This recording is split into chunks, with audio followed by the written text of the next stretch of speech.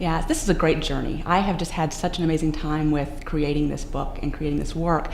When I was a kid, I was about 7 years old, and I was actually a victim of being bullied. And I started drawing little doodles as an escape. You know, little girls do this. You draw hearts, you draw flowers, and I would take my hearts and I started giving them things, like giving them eyes, eyelashes, hair, tentacles, whiskers, and just playing with it. And that happened for a couple of years where I would doodle, I would draw flowers and created whole worlds around them, hills and sun and moon and, just cutesy stuff. And I didn't think much about it. I grew out of that, as you do. And then a couple of years ago, I went to an intuitive painting retreat. I've been on this spiritual journey to increase my consciousness. I've been studying mindfulness and metaphysical concepts.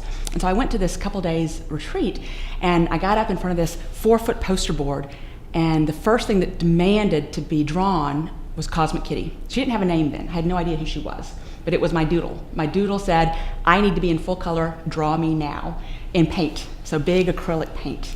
And the result of that, through that process, intuitive painting is an amazing process where you really are having a dialogue with the painting. So it's not meant to be for professional art, it's meant for your personal journey and your process. But through that couple of days, she came out in full color with all of her other characters and her guides and different parts of her. She even developed a name, Cosmic Kitty. All of this is just kind of coming down through me, through divine inspiration, my higher self, the things that I've been working on for my spiritual journey. And I left the retreat and I thought, this is really cool.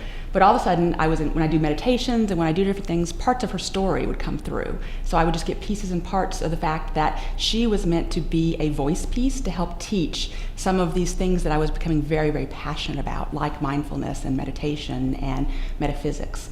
And as I went through the process, she literally became a 150-page book. Some other characters emerged in the process.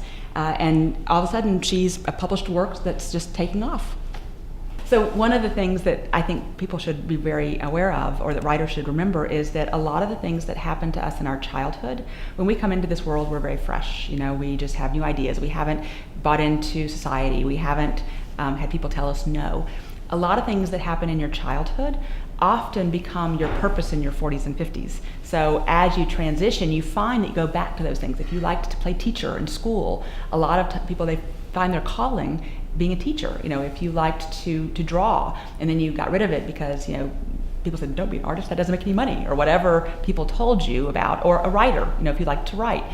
A lot of those concepts are things that were there for a reason. You brought them into this life with you, and a lot of those are meant to be part of a work that you published later on.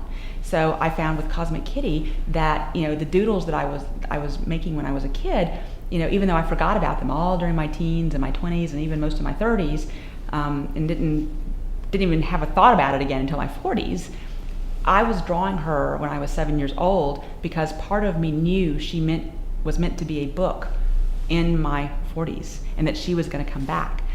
Go back to your childhood mementos. Go back to the things you did as a child. Think about what inspired you. You may find a little bit more inspiration back in that little child memory box. Things you've forgotten, things that, from photographs, things you like to do and play, things that were important to you. And bring those back into your work. It's part of who you are. And by the way, tell that story as part of your book.